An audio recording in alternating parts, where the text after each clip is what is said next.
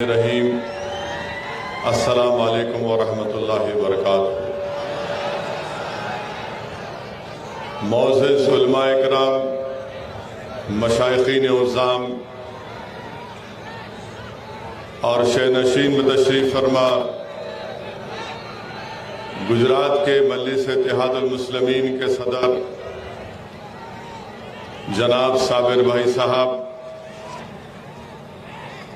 गुजरात के नायब सदर मजलिस इत्तेहादुल मुस्लिमीन शकील समाज साहब, कच्छ के ज़िला सदर मोहतरम इब्राहिम भाई साहब और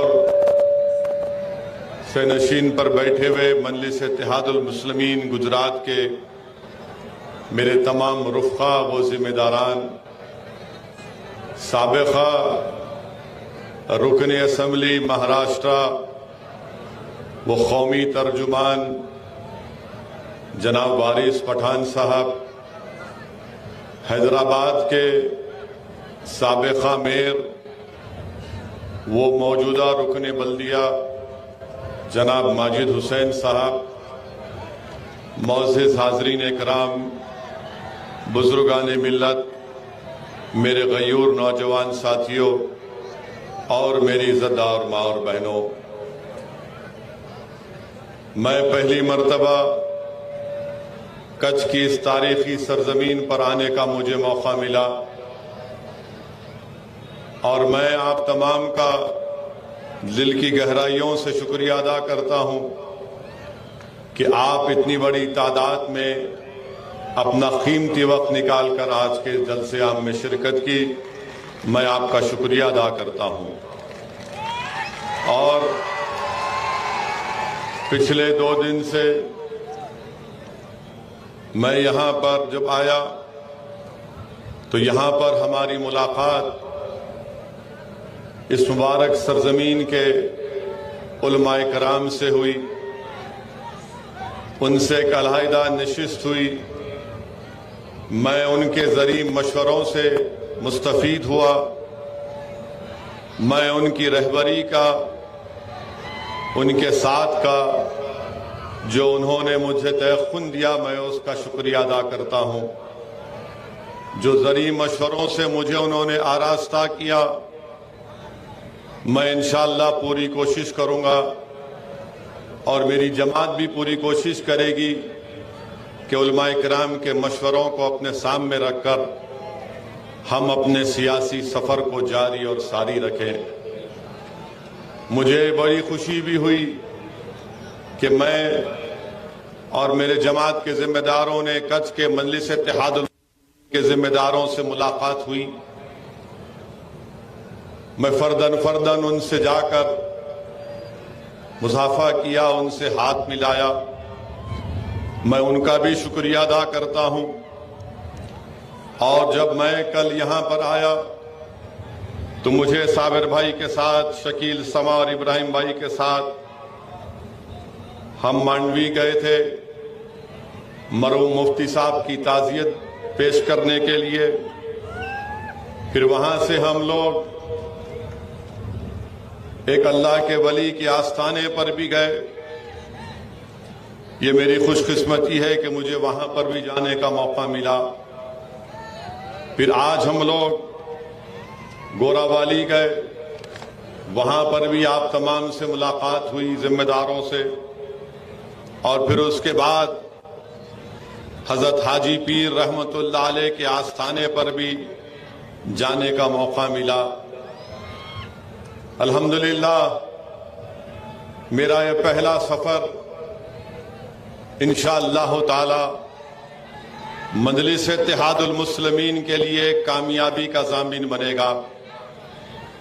मेरा पहला सफर कच्छ में और यहाँ पर कच्छ में मेरी आमद, मुझे यकीन है कि इंशाअल्लाह ताला अल्लाह अपने फजलो करम से कच्छ को और तरक्की देगा, कच्छ में और अमन मजबूत होगा।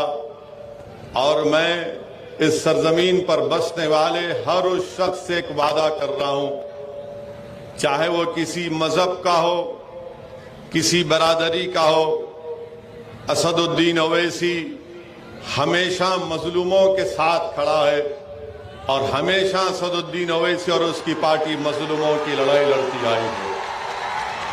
हम मजलूमों के इंसाफ के लिए, कमजोरों को उनका हक दिलाने के लिए और जालिमों को उनका जुल्म करने से रोकने के लिए हमारी लड़ाई थी और रहेगी इंशाअल्लाह ताला। मेरे अजीज दोस्तों और बुजुर्गों, ये मुबारक सरजमीन इसलिए भी है कि यहां पर सैकड़ों साल पहले बीयू कक्कल ने, एक बहादुर मुसलमान ने, कच्छ के राजा को बचाने के लिए अपने 7 औलाद को कुर्बान कर दिया। ये वो मुबारक सरजमीन है जहां पर 18वीं सदी में सेनापति फतेह मोहम्मद की सरजमीन है। मैं आप तमाम को सलाम करता हूं। आप तमाम के तमाम जियाले और बहादुर लोग हैं। ये मुबारक सरजमीन है जिसने अंग्रेजों के खिलाफ महात्मा गांधी और मौलाना अबुल कलाम आजाद के साथ क्विट इंडिया मूवमेंट का नारा अगर किसी ने दिया तो यही कच्छ की सरजमीन पर बसने वाले और कच्छ से ताल्लुक रखने वाले यूसुफ मेहर अली ने दिया था।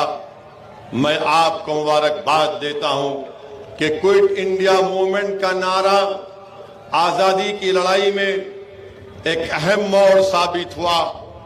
मेरी अल्लाह से दुआ है कि अल्लाह सुब्हानहू व तआला यूसुफ मेहर अली को, फतेह मोहम्मद साहब को और भैया कक्कल को अल्लाह इनकी खबरों को नूर से भर दे और अल्लाह इनकी मग़फ़िरत फरमाए और अल्लाह सुब्हानहू व तआला इन जैसे जियाले और बहादुरों को अल्लाह सुबह क़यामत तक इस कच्छ और भूज की सरजमीन पर अल्लाह पैदा करते रहे। मेरे अजीज दोस्तों और बुजुर्गों, मुझे ये बताया गया कि ये कच्छ की सरजमीन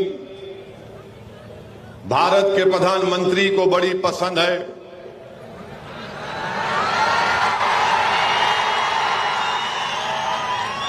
आप लोगों का इस तरह का रिएक्शन देखकर मुझे समझ में आ गया आप क्या कहना चाहते हैं।